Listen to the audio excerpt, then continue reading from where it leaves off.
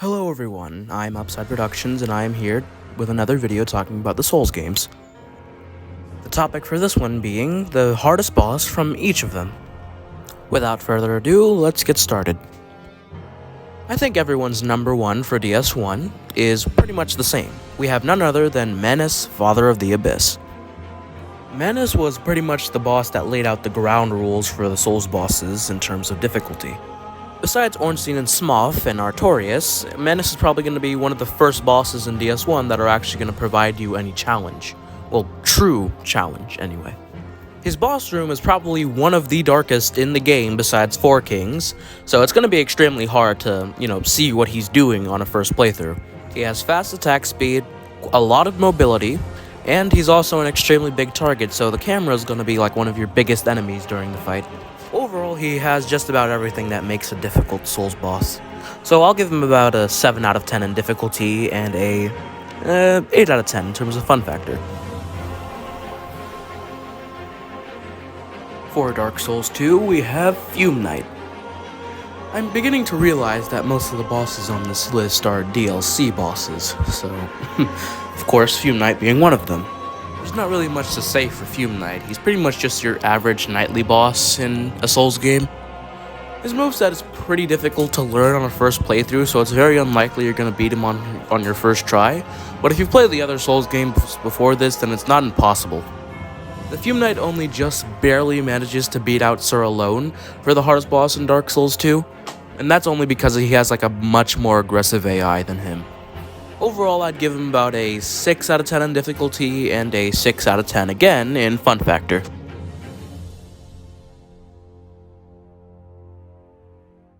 So this is where we turn up the dial on difficulty for the next few bosses on this list.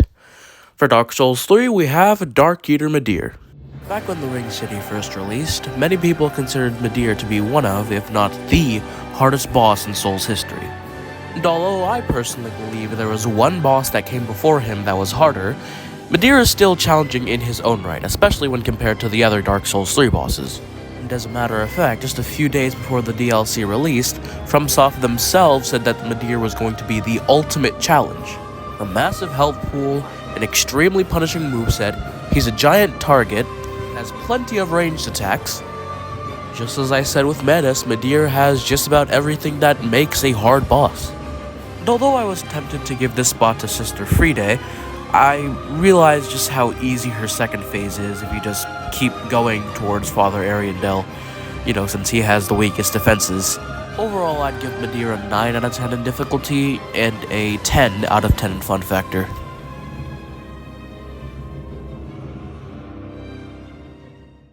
So remember when I said that I felt there was one boss that came before Midir that was harder than him?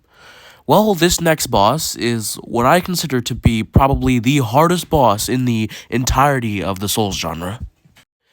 For Bloodborne, we have none other than Lawrence the First Vicar. The Orphan of Kos gets an honorable mention just because of how wild the moveset is and how long it takes for you to learn on a first playthrough. Most people I see just try to spam their gun until they get a parry. Sometimes it works, sometimes it doesn't, and they just end up getting destroyed. I used to think that the Orphan was harder than Midir until I did my NG+6 run of Dark Souls 3, and then I just discovered that I was lying to myself. Midir is way harder. The thing about Lawrence, however, is that he's pretty much a joke on normal New Game, but as soon as you crank up the dial to New Game +1, he just becomes absolute torture. The first phase is really only as difficult as you make it. He's pretty much just, in terms of his moveset, he's pretty much just a reskinned cleric beast, but with more fire damage and more explosions. This may sound like a bit of a hot take or an unpopular opinion, but I think the second phase is what really designs this boss's difficulty for me. The moveset for his second phase can pretty much just be summed up like this. The first attack, vomiting lava all over you. The second attack, farting out lava from that giant hole in his body. The third and final attack is him just crawling around in a circle, and if you get hit by it once, then your whole attempt is over. The first time I ever saw Lawrence, I just thought, oh, it's just Cleric Beast again, it's probably just gonna be a joke. And then I died. And then I died again.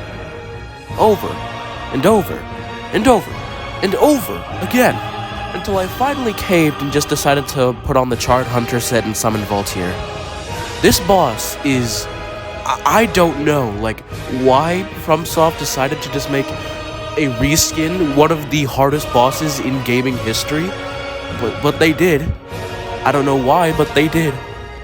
So overall, in terms of fun factor, I would give this boss an 8 out of 10. In terms of difficulty, a 20 out of 10. The hardest boss in Souls history, and it's not even close. Moving on to Sekiro, we have the Demon of Hatred. Since when did Manus have a little brother? The Demon of Hatred was a boss that I considered to be impossible my first playthrough of Sekiro. Honorable mentions obviously go to Owlfather and Ishin the Sword Saint. Unlike pretty much every memory boss in the game, the Demon of Hatred focuses on jumping rather than deflections. Many people seem to think that makes it one of the worst bosses in the game, and many people seem to think it makes it one of the best. Lore-wise, Demon of Hatred is probably my favorite boss in all of Sekiro. Gameplay-wise, he's a kind of an A tier, I guess. Many people like to joke about this, but it's also very true. The Demon of Hatred feels like a boss ripped straight out of Bloodborne, specifically Cleric Beast and Vicar Amelia, and put into Sekiro, so your main focus is dealing vitality damage rather than posture damage. If it wasn't for the Mountain Echo cheese you can do in his third phase, then this boss would definitely be above Lawrence in terms of difficulty for me. Because his third phase is just absolute chaos if you're not using Mountain Echo. And don't tell me about the cliff drop glitch, you're almost just better off fighting him normally. I say Demon of Hatred is harder than Ishin and Owlfather just because of like how all over the place his moveset can feel on a first playthrough. He definitely takes longer to learn than just about every other boss in this game, and if you're doing a boss rush, then he's probably the most stressful encounter out of them all. But once you learn him, he's pretty easy, actually. But it's learning him that's the hard part. So overall, I'd give this boss about an 8 out of 10 in difficulty and a 7 out of 10 in terms of fun factor. Now moving on to Elden Ring. So this last placement was a bit difficult for me. Most people would say Promise Consort Radahn is the hardest boss on this one, but due to the recent patch, Consort Radahn has been nerfed severely. And it's because of this patch, Consort Radahn, in my opinion, is no longer the hardest boss in Elden Ring. So who is his replacement? Most people would say Melania. But the thing is, Melania is actually pretty easy once you learn her moveset. And the Waterfowl Dance, over time, it's just not that difficult to dodge anymore, especially when you compare it to Elden Stars or Meteor's Laser.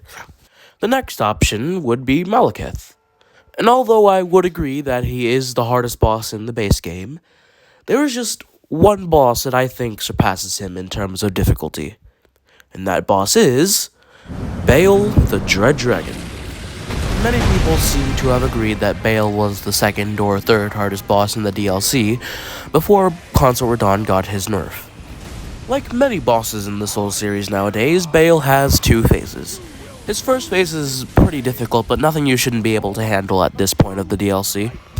Many people say that in terms of the way you're supposed to fight him, he's very similar to Midir, just hit his head. I personally disagree, because his head is like placed very high after a lot of his attacks, so I would actually say just hit his severed leg, because if you didn't know, that's a very weak spot for him, and I found that he gets staggered a lot more easily if I just go for his severed leg rather than going for his face.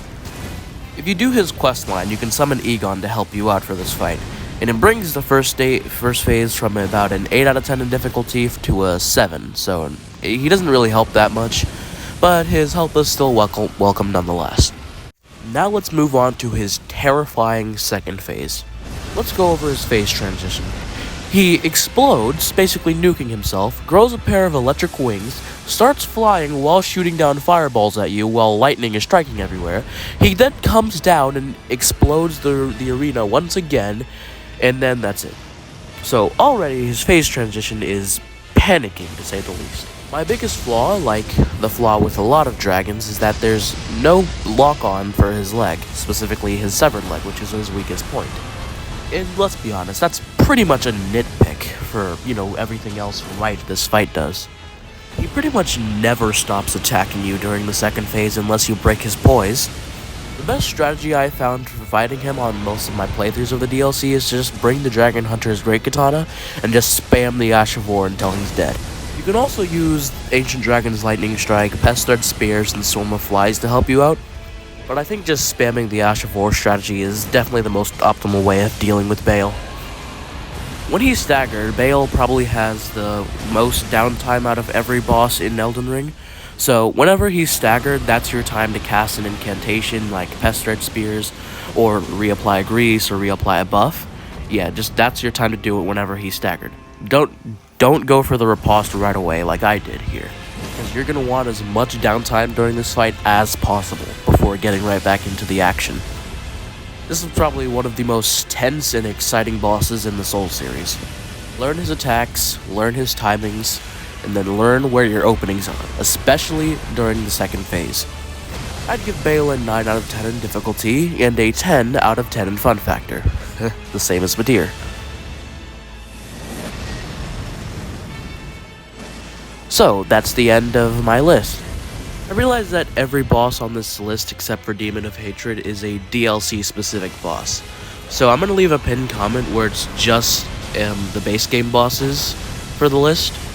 And I'm probably going to do another video soon where it's the best boss from each Souls game. So, until then, I'm out.